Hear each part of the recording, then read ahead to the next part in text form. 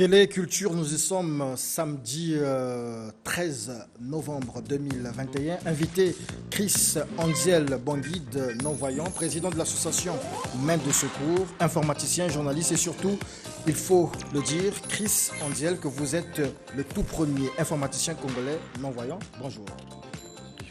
Moissi Moyindo, slameuse, sa dernière signature, Nguiena. Nous en reparlons dans quelques instants, mais aussi nous parlerons de votre carrière, Moissi Moyindo. Bonjour.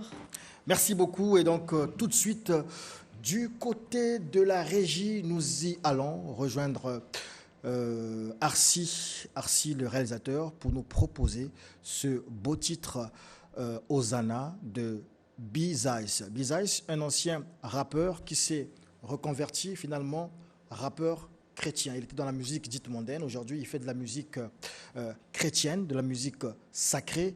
Et il a signé cela avec Hosanna en featuring avec Nelly M. Suivant.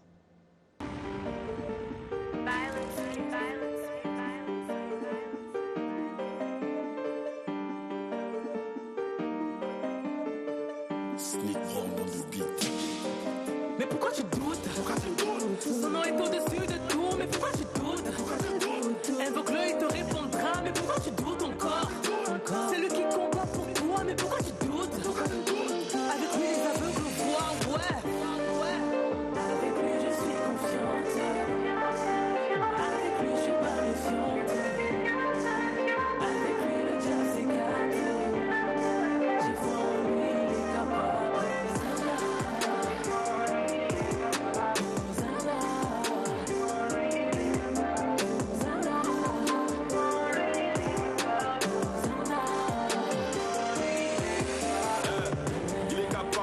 Racheter malgré tes fautes. Si t'es à terre, tu fais tes prières, il te relève. Y'a pas de bac, et puis t'as prié la vie entière. Quand tu as la vie, tu peux dire Amen, il agit. On est entouré de sa présence, ne parle pas de notre Dieu, tu peux pas dire ce qu'il a béni. Il revient bientôt, retiens bien la date, et Jésus-Christ, celui qui s'est sacrifié. Celui qui a vécu la croix, le 3 fois Senzamaka, encore faut le louer. Que le Seigneur Jésus-Christ, qui est mon sauveur, se manifeste, béni, satisfait. Voilà, B-Zeiss qui chante désormais Jésus, Moissi Moyindo. Une appréciation du clip Hosanna. Mais ça, déjà, il faut savoir qu'à la base, B-Zeiss, c'est un rappeur qui a un peu bercé notre enfance depuis qu'il est là. Et qu'il se soit reconverti, c'est quelque chose d'inattendu, mais en même temps, il reste, quoi. Il est présent et le clip est très bien. Alors, est-ce qu'il y a vraiment une différence entre la musique mondaine, ou dite mondaine, et la musique sacrée, musique chrétienne, musique religieuse? Bon, on fait quand même des différences aussi? On fait une différence, mais on se rend compte que dans la musicalité, dans le reste, c'est la même composition, mais la différence, c'est quand même que dans les paroles et dans les convictions, c'est pas le même message, quoi. C'est le message qui change, à mon avis. On arrivera aussi un jour à parler de slam chrétien. Peut-être, je pense qu'il y en a presque déjà. Déjà, ok. Merci beaucoup. Et donc, plantons tous des arbres pour séquestrer le carbone et lutter contre les changements climatiques. C'est sous ce thème que le Congo célébrait le 6 novembre dernier la 35e édition de la journée de l'arbre, journée nationale. Le chef de l'État, Denis Sassou Nguesso, a accompli le geste à son domicile d'Mpila. Le reportage est signé Bibiane Itoa. Instituée depuis 1984, cette journée nationale de l'arbre vise à lutter contre les érosions et glissements de terrain afin d'améliorer la qualité de vie des populations, souvent victimes de ces catastrophes naturelles. Au moment où nous prenions cette décision, nous avions déjà lancé le programme d'afforestation dans le Kwilu à Pointe-Noire. Je crois qu'on a réalisé là-bas près de 40 000 hectares de plantations d'eucalyptus et de pins tropicaux. Et nous pensions que le Congo, bien qu'étant un pays forestier, nous pouvions continuer, oui, de planter les arbres. Et je crois que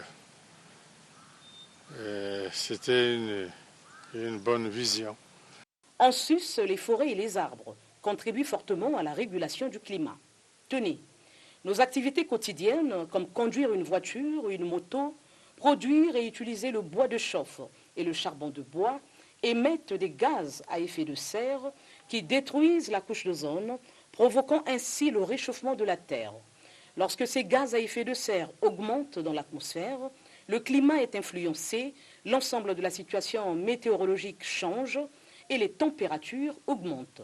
Cette journée de l'arbre, qui coïncide avec la COP26, apporte donc une réponse à cette menace planétaire, les changements climatiques, qui trouvent leur origine dans la multiplication des activités humaines génératrices de gaz carboniques. Vous avez suivi nos déclarations à Glasgow. Nous avons voulu montrer au monde que le bassin du Congo est aujourd'hui le premier poumon vert du monde. Et peut-être même maintenant devant l'Amazonie. Et nous pensons que les autres peuples du monde devraient soutenir les peuples du bassin du Congo, ne pas seulement se contenter de recevoir l'air pur et nous laisser au bord de la route quand il s'agit du développement. Il faut noter que le Congo, avec ses forêts certifiées, ses aires protégées, fait partie des bons pionniers dans la gestion durable des forêts. L'Ivembe, des communautés urbaines de Mosenjo, département du Niari. Là-bas aussi, la journée nationale de l'arbre a été célébrée. L'activité a été justement patronnée par Edith Lucille Kongi, présidente du conseil municipal, maire de la ville de Mosenjo, suivant ce reportage de Jean-Chel Mapuka. 1800 pieds d'eucalyptus et de teck ont été plantés sur ce site aménagé de l'Ivembe dans la commune urbaine de Mosenjo. Cet acte consiste à verdoyer l'environnement en vue de lutter contre les effets néfastes de la déforestation abusive. Pour cela, Edith Lucille Kongi, présidente du conseil municipal, maire de la ville, revient sur le sens de la journée et appelle à la responsabilité citoyenne. En partant du thème de l'année, à savoir « Plantons tous des arbres pour séquestrer le carbone et lutter contre les changements climatiques ». J'espère que chacun devrait prendre conscience de l'impact d'un arbre sur notre vie quotidienne. La journée nationale de l'arbre a été instituée au Congo en 1986. Voilà, nous sommes toujours dans cette actualité. Moi, Simoindo, les changements climatiques, le planting d'arbres, ça vous donne des idées? Oui, aussi parce que c'est une affaire de tous, je pense. Souvent, on se dit c'est des problèmes de l'État et c'est à eux de faire le boulot. En fait, non. On respire tous le même air, on vit tous la même vie et le changement climatique, c'est l'affaire de tous. C'est l'affaire de tous. Est-ce que vous avez eu à planter un arbre quelque part? Oui, on l'a fait à Chaminade. Ah, d'accord. On l'a fait à Chaminade avec le club Léo. Moi, je ne suis pas membre du club, mais il y a des amis... Mais en tant qu'artiste, vous t'appelez à aller partout? Oui, il y a la slameuse Guerre de Vie qui m'a dit on va planter les arbres. Et je lui ai dit ok, on y va. Et on l'a fait à Chaminade. Un jour, on aura peut-être un texte sur la protection. Je crois qu'il y a quelques années, j'en ai écrit un, mais je ne m'en souviens plus. Mais je pense que je vais essayer de le retrouver, comme c'est d'actualité. D'accord. Tu t'en souviens plus? J'allais dire, est-ce que tu peux te rappeler, en fait, on va se tutoyer simplement ici, est-ce que tu peux te rappeler un de ces premiers textes sur je crois que déjà le titre, c'était la belle dame pleure. Et je disais qu'elle pleurait parce que sa belle robe toute verte était souillée. Je parlais de la terre et puis la robe qui était donc la forestation. Merci beaucoup. Christ Andiel Banguide. Alors, les changements climatiques, tout le monde ici se fait des pieds et des mains pour essayer de rééquilibrer la planète, de planter des arbres ici. Le Congo a eu l'initiative depuis, vous avez même vous-même la date, vous me le rappelez ici, 1986, d'initier cette journée. ça représente quoi pour vous? Sinon, ça vous suscite quel commentaire? Oui, déjà, cette date, elle est très indispensable pour nous parce que ça nous permet de comprendre la vitalité ou l'importance de l'arbre. Et quand les arbres sont bien plantés, déjà l'arbre est le poumon de la respiration humaine. Maintenant, concernant le réchauffement climatique, je pense que c'est dû à la dégradation de la couche d'ozone par les activités humaines, notamment les activités de nature industrielle. Et il est temps, le moment est opportun de penser à si possible, réduire ces genres d'activités pour permettre une respiration salutaire au niveau mondial. Parce que notre pays, le Congo, à travers la forêt, le bassin du Congo, assure, je pense que c'est même le deuxième poumon écologique. Donc nous, il est de notre devoir de conserver et pour que notre humanité... C'est comme le thème national le dit, plantons tous des arbres pour séquestrer le carbone et lutter contre les changements climatiques. Exactement. Et je reviens ici pour proposer l'interview de la présidente du conseil municipal, donc maire de la ville de Mosejo, justement après cet exercice de planting d'arbres là-bas. Suivant. Mes impressions sont d'une grande satisfaction dans la mesure où j'ai pu réaliser un rêve en créant cette forêt artificielle dans la commune de Mosenjo. Je remercie infiniment le gouvernement de la République qui a pu mettre à ma disposition plus de 2000 plans pour la réalisation de ce projet. Voilà. On va changer de chapitre et aller directement à l'Institut français du Congo. Là-bas s'y tenait une grande activité, un grand concert de la musique d'opéra avec le théâtre de Mariinsky qui nous est venu droit de Saint-Pétersbourg, suivant le reportage de Makiebo qui nous fait revivre les grands moments de ce jour-là. Concert donné par les élèves de l'école Théâtre Mariinsky de Saint-Pétersbourg a exalté la coopération entre le Congo et la Fédération de Russie. Ces artistes ont démontré leur génie de la manipulation du violon et du piano.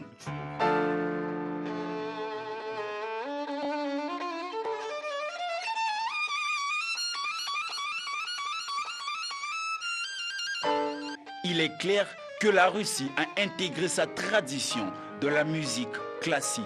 Le théâtre Mariinsky, c'est quand même un grand rival historique.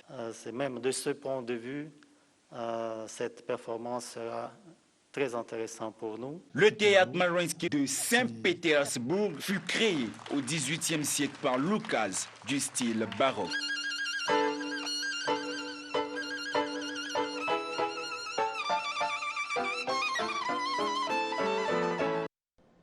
Musique classique, slam, musique d'opéra, il y a une différence? Est-ce que ça peut, on peut mélanger ces genres? Oui, à partir du moment où il y a de la musique classique en arrière et puis il y a quelqu'un qui dit des textes dessus, oui, le mélange est fait. Mais j'aimerais quand même dire qu'on connaît tous le classique O Fortuna qui nous a fait peur à un moment. Mais oui, la musique classique, c'est un niveau, quoi. Je pense que ça fait trembler. En plus, c'est juste magnifique. Il faudra essayer un jour. Et moi, je me demande, Mwasi Moyindo, pourquoi ce nom d'abord, Mwasi Moyindo? Je rappelle que vous êtes slameuse. On dit slameuse ou slameur? Slameuse. Il faut féminiser. Les femmes. Il faut féminiser. Ah, on est venu trouver ça comme ça. Alors, Mwasi Moyindo, c'est quoi? C'est une affirmation de cette féminité-là? Non.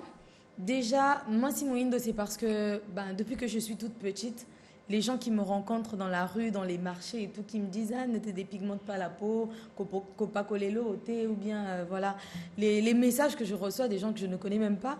Ou même, dans le quartier, on a toujours un petit truc par lequel tout le monde nous définit. Et moi, ça a toujours été « Ah, moi, na Moyindo, Ana » et tout.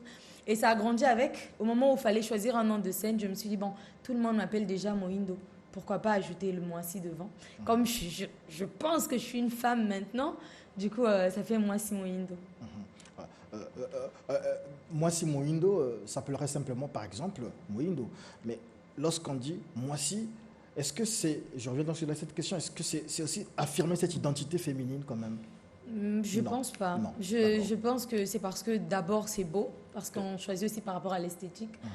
Je trouve que c'est beau, ça va bien ensemble, mais en plus, de moi, je pense que je suis passée à Moissi. À Moissi. Ouais. Moissi qui fait du slam, mais comment elle est arrivée au slam? Elle s'est réveillée un matin, slameuse, ou qu'est-ce qui s'est passé, le déclic? Est-ce qu'il y a eu un modèle? En fait, en 2011, j'étais en 3e et je rencontre le Style Oblique Brazza, qui organise à cette période-là le concours interscolaire de slam. Avec un Prodéos. Avec, à l'époque, c'était avec Joe Chris, Prodige Éveil, Hardy Style et tous les autres. Et du coup, je me dis, qu'est-ce que c'est que ça? Parce qu'avant, il faut savoir que j'écrivais déjà des textes, mais je ne savais pas que je pouvais les déclamer avec d'autres personnes, des poèmes. Et quand je les rencontre en 3e, je ne peux pas participer à la compétition. Du coup, je me rapproche directement d'eux à l'Institut français ex-CCF. Et voilà, je deviens membre du Style Oblique Brazza. Et c'est en 2012 que je fais la première scène, que je monte sur scène pour la première fois.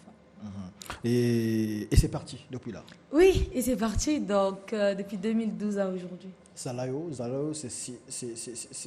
remonte à quand, Zalayo? Zalayo, ça remonte à avril 2021 pour le clip et puis juillet 2021 pour le clip. L'audio d'abord et puis le clip. Slam, Zalayo, on peut la voir en direct dans Téléculture? Oui, je vais prendre alors l'extrait de la fin.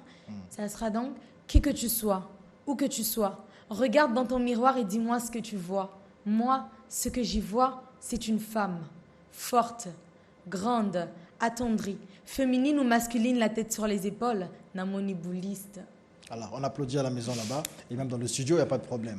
Alors, lorsque je dis Gilles Douta, ça vous dit quelque chose? Oui, ça me dit ma main, le poème. D'accord. Lorsque je dis Marius Kamukenge, beauté africaine. D'accord. Black Panther. Black Panther, ça va plutôt être lettre au recteur. Lettre au recteur. Merci beaucoup. Alors, lorsque je cite ces noms, c'est pour demander aussi est-ce que le slam congolais vit bien. Est-ce qu'il vit bien le slam congolais? Franchement, je ne sais pas.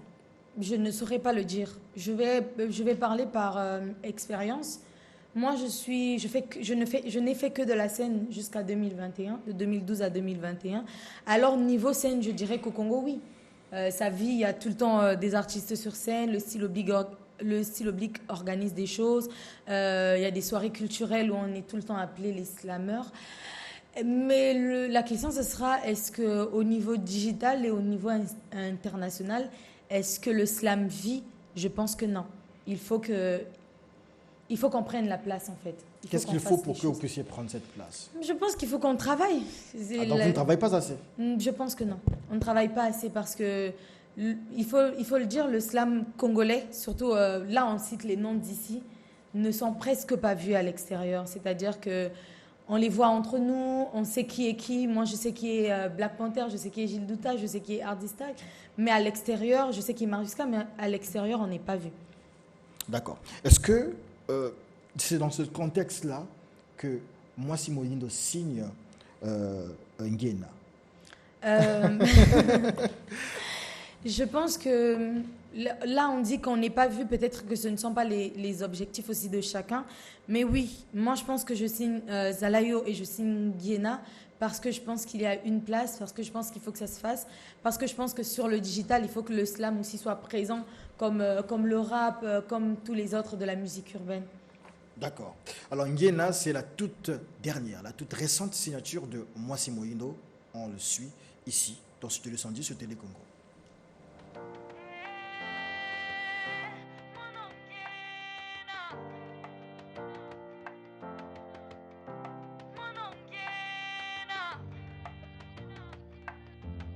Je suis l'être infidèle qui m'ont dit l'amour. Désolée de ne pas l'avoir su toujours. Entre l'impur et la variée, c'est dans le regard de l'autre que je me suis souillée. C'est dans les rues de mes villes que j'ai appris à injurier. Outrager le juste, vénérer l'indigne. Juger ceux qui s'indignent, condamner la personne bénigne. Lire entre les lignes des mains de ceux qui n'ont pas encore fauté pour essayer de racheter mon autorité. Voilà, moi Simon Hindo toujours avec nous. Le temps pour moi de chahuter un peu mon ami Andiel Banguide. Chris, président de Main de Secours. Qu'est-ce que c'est Main de Secours? Main de Secours, c'est une association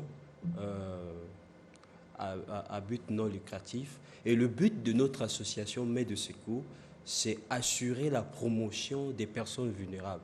Vous savez, comme moi, monsieur le journaliste, généralement, quand les personnes portent une certaine vulnérabilité, elles se lancent à des pratiques que moi je qualifie déviantes. On devient mendiant, on joue à la victimisation, on joue à la pitié. Et nous, la Main de Secours, on tend la main à ces gens-là qui se retrouvent dans le trou de la mendicité, la pitié et autres, pour leur permettre de sortir de là et d'être autonomes. Et comme l'indique notre devise, amour, fraternité, égalité, les rendre au même pied d'égalité que les autres personnes. Voilà le but concret de notre association Main de Secours. Alors, Chris Andiel Banguide est aussi, on l'a souligné d'entrée de jeu, le premier informaticien congolais non-voyant. Et d'ailleurs, dans ce contexte, vous êtes promoteur du projet Nouvelle Technologie pour tous. La question c'est, en fait, est-ce que vous pouvez me parler de ce projet-là, Nouvelle Technologie pour tous? Voilà, merci. Le projet Nouvelle Technologie pour tous est un projet qui permet aux déficients visuels, aux non-voyants, bon, pour un terme plus clair, aux aveugles, d'utiliser le numérique, donc notamment les ordinateurs, les téléphones Android, les tablettes, pour ne citer que ceux-là. Ils ont la possibilité, à travers ce projet, d'utiliser. Ce qui était hier une impossibilité pour eux, aujourd'hui est possible. À travers l'association, nous avons mis en œuvre un centre de formation en informatique qui est dans une école privée de la place, pour éviter la publicité. Nous l'informons dans ce domaine-là parce que aujourd'hui, les nouvelles technologies pour tous sont très, très indispensables parce qu'elles raccourcissent les distances. Aujourd'hui, je peux être au Congo, échanger avec celui qui est à Paris, même faire un mail facilement. Elles cultivent parce qu'on peut, à travers, sur le net, suivre un documentaire et se présenter à un concours et s'admettre. Et avec les non-voyants, c'est ça ce projet que j'ai ramené du Maroc parce que c'est là où j'ai subi cette formation. C'est là où vous avez été formé. Oui, là où j'ai été formé. Formé dans le domaine de l'informatique. Oui. Et surtout, vous êtes un produit de l'université Marien Ngabi, donc du département des sciences et des techniques de la communication. Exactement. Donc, je suis avec un collègue ici sur le plateau, je reçois un confrère. Exactement. Exactement. Est-ce qu'il y a des difficultés dans ce que vous faites en tant que président de l'association Main de Secours ou dans la promotion du projet Nouvelle Technologie pour tous? Exactement, doyen. Les difficultés sont énormes. Tout d'abord, parce que quand nous formons, nous devons avoir les ordinateurs, les téléphones qu'on appelle dans le jargon les téléphones d'essai, parce que nous les apprenons à utiliser l'ordinateur, à utiliser le téléphone Android. Il faut que nous ayons ce matériel-là à notre disposition.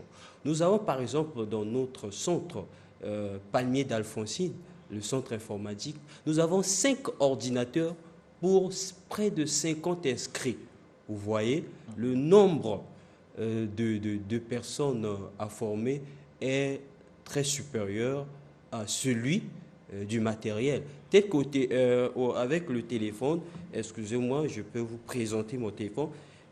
Mon téléphone s'est cassé parce que je suis en train de leur apprendre avec mon téléphone comment utiliser ce genre d'outils. Or que si on a ces genres de téléphones, on pourrait plutôt les apprendre tranquillement. Donc voilà, les difficultés sont énormes. À cela s'ajoute également le côté transport. Généralement, ces personnes sont issues soit des familles défavorisées, soit des familles qui ont des moyens mais qui les ont abandonnés.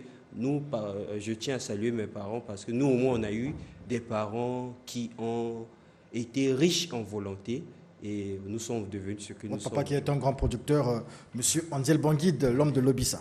Exactement.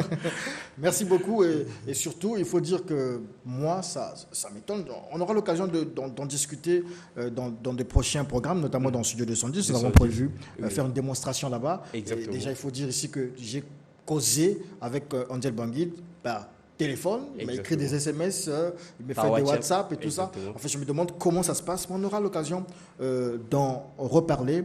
Le temps pour moi de recevoir ici Marina Lutangu. On me demande est-ce que c'est Marina Lutangu, est-ce que c'est Marina Bouesso. Bon, après on ne sait plus trop. Mais Marina, c'est toujours la même personne. Ah, c'est la même personne. Ah, ok, d'accord. Agenda des arts, agenda culturel. Qu'est-ce que nous avons en repérage? Voilà, merci Etiefri Diaz.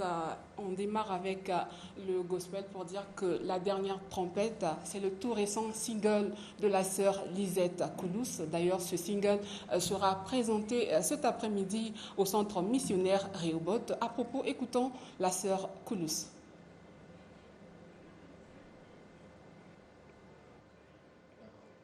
Bonjour, bonjour peuple de Dieu. C'est déjà aujourd'hui, samedi 13 novembre. Je viens m'adresser à l'épouse du Christ. Il est temps que nous soyons tous à Rehoboth cet après-midi, car nous irons à la rencontre de l'époux. Et donc c'est la présentation du single La dernière trompette que nous venons de mettre sur le marché.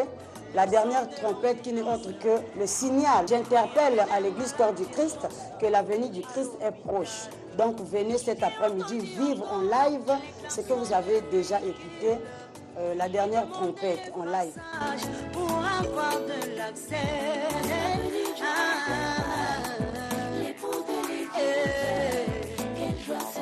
le son de la trompette, aïe aïe aïe. Et autre chose? Seul rendez-vous à retenir pour les Pontenegrins, celui du 19 novembre 2021, eh bien, l'humoriste congolais Juste Parfait sera en spectacle à l'hôtel Elaïs. Pour terminer, Etiefri Diaz, chers téléspectateurs, retenez que l'émission du peuple va organiser en janvier prochain la 5e édition des prix Studio 210, trophée panafricain de l'excellence. Eh bien, les prix Studio 210 étant une organisation interne, l'heure est donc à l'appel au sponsoring. Suivons plutôt ceci.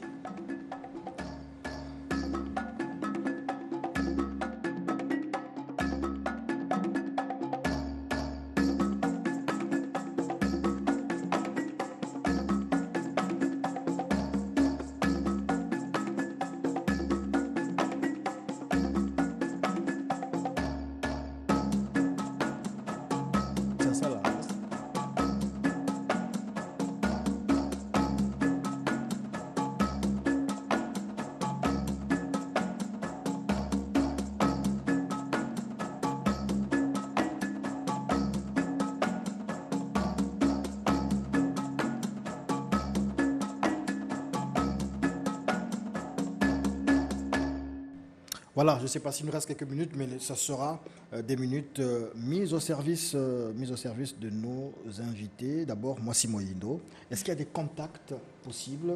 Est-ce qu'il y a il y a un programme prévu pour la promotion de Nguena? Oui, on est presque à la fin du tour média, parce qu'on a commencé à Kinshasa, et puis on est à la Pointe-Noire, et maintenant on est à Brazzaville.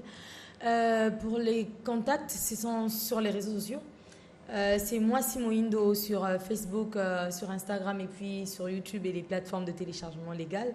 Et laissez-nous des messages là-bas, écrivez-nous, on est disponible à vous répondre. D'accord. Angel Banguide, peut-être qu'il y aura des soutiens, des sponsors, des appuis. Comment faire pour vous joindre, pour vous contacter? Bien, merci pour nous joindre. Je vais communiquer deux numéros. Premièrement, celui de MTN, c'est le 06 719 87 25 06 719 87 25. Le second, c'est le RTL, le 05 619 73 88 05 619 73 88. D'accord. On va chuter avec cet élément s'il est en place. Alors, voilà. On me dit que cet élément n'est pas en place, donc on l'aura pour le samedi prochain. Nous avons 2 ou 3 actualités que nous n'avons pas pu diffuser, mais voilà, le programme a été bien rempli. On vous remercie. Réalisation Arsi Landou, à la caméra, ils étaient nombreux, Moselle, Mieré et tous les autres. Merci à Victorien Okombi et Meyodoulou pour la coordination et surtout merci à tous pour votre contribution à la réussite et à la réalisation de Téléculture aujourd'hui. À samedi prochain avec d'autres informations.